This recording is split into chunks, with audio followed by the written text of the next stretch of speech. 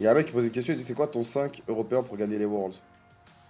Pas pour Je avoir le prends que des joueurs genre. européens ou Ouais. j'ai le droit aux imports qui sont actuellement en Europe? Il a le droit aux imports ou pas, Kill? Si j'ai le droit, je prends Kana. Ouais. Ouais, comme si tu faisais une équipe LEC, genre. Ouais, une équipe LEC. Avec 2 imports, quoi. Enfin, Kana, c'est vraiment très dur parce qu'entre Elioya et Scumont, tu vois, genre Elioya, il fait toujours des très bons Worlds en plus. Genre ouais. individuellement, généralement, c'est pas lui qui glisse, c'est ses teammates. J'aurais tendance à dire Skew quand même. Genre, je pense qu'il est vraiment exceptionnel, Skew. Ok. Caps, Caliste et ça va peut-être surprendre du monde, mais peut-être un mec comme June. Moi, je pense que June, il est très très sous-coté en Ouais, Europe. ouais, je suis d'accord. Tu vois, il me fait penser un peu à l'époque où, tu sais, où Ignar, après, Oh là là, t'as sorti un si- blast de fou.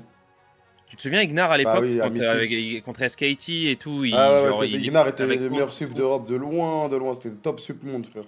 il était insane et tout et vraiment il me fait penser à ça, tu vois. Et je pense que chez GX ils ont pas, tu vois, ils ont pas des cracks à chaque lane et je pense vraiment que déjà ils jouent avec Noah Ouais, je et pense je pense que Noah il ils auraient dû changer cette duo lane en vrai. Enfin, les deux auraient dû peut-être changer de partenaire. Même si ça mais marchait bien ensemble, ils ont jamais allé au bout. exactement. Bah je pense juste Noah il est genre insane.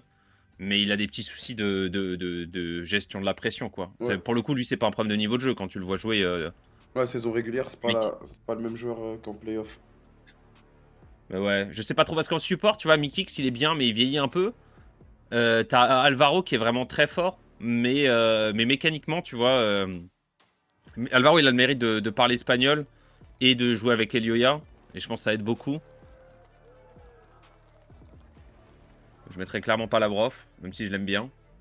Cette année, Moi, je mettrais je quand pourrais même, être mérite moi, pour je Labrov. mettrais quand même Eloya à la place de Sku parce que je pense que Sku il va être encore plus fort dans les années à venir. Et que genre là, Eloya, il a l'expérience des Worlds, etc. Et là, si tu regardes ses games, à chaque game des Worlds, il va. Il a la gagne, Elioya. Ouais, c'est ça. Il C'est va un prendre des gagneur. initiatives, il arrive tout le temps à trouver les moves en early. Plus c'est un leader.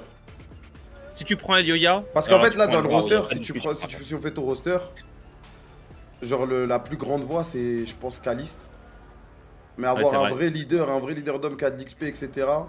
Genre sur le court terme, ça serait Eloya, je pense. Bah, tu mets Yoya Alvaro du coup. Si Ouais. tu mets, enfin pour moi, si tu mets l'un, tu mets l'autre. Yoya Alvaro en jungle ship avec Caps. Tu mets Kalis Kana, je pense que t'as vraiment. Je pense que tu peux pas beaucoup upgrade cette line.